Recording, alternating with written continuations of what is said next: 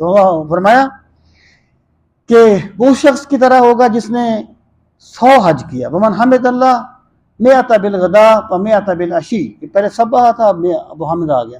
جس نے اللہ تعالیٰ کی حمد بیان کی 100 مرتبہ صبح کے وقت اور 100 مرتبہ شام کے وقت. کمان حمل علی مئۃ فرس فی سبیل اللہ. وہ شخص کی طرح ہے جیسے اس نے راہ خدا میں 100 گھوڑے پر سوار ہو کے جہاد کیا. ومن حلل اللہ مئۃ. جس نے تحلیل کی لا الہ الا اللہ 100 مرتبہ صبح کے وقت وہ 100 مرتبہ شام کے وقت. کمان آتقا مئۃ رقبۃ من ولد اسماعیل. تو گویا اس نے حضرت اسماعیل کی اولاد میں سے 100 غلاموں کو آزاد کیا.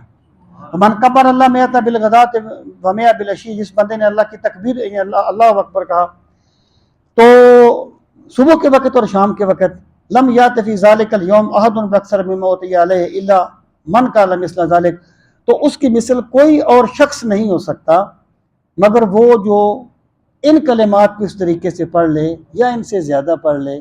تو ان کا اجر اس کا اجر اس کے برابر ہو سکتا ہے اور کسی بندے کا اجر اس کے مطابق نہیں ہو سکتا. اچھا اس کی ایک توجیہ جو ہے نا وہ مجھے یہ سمجھ آ رہی ہے کہ من سبح للہ مئۃ بالغداۃ ومئۃ بالعشی کہ کمن حج مئۃ حجہ کہ جس بندے نے 100 مرتبہ یہ تسبیح پڑھی 100 مرتبہ یہ تسبیح پڑھی تو گویا ایسے اسے 100 مرتبہ حج کیا.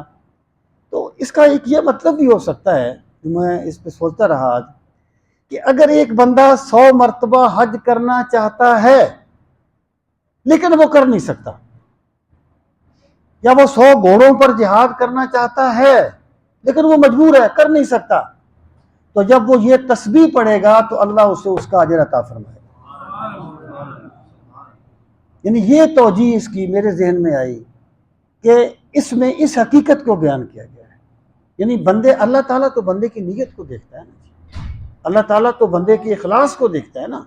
تو مطلب یہ ہے کہ جو بندہ یہ عبادات کرنا چاہتا ہو اور غربت کی وجہ سے یا کسی مجبوری کی وجہ سے نہ کر سکے تو جب وہ یہ تسبیحات پڑھے گا تو اللہ اسے وہ اجر عطا فرما دے گا. اللہ تعالیٰ عالم.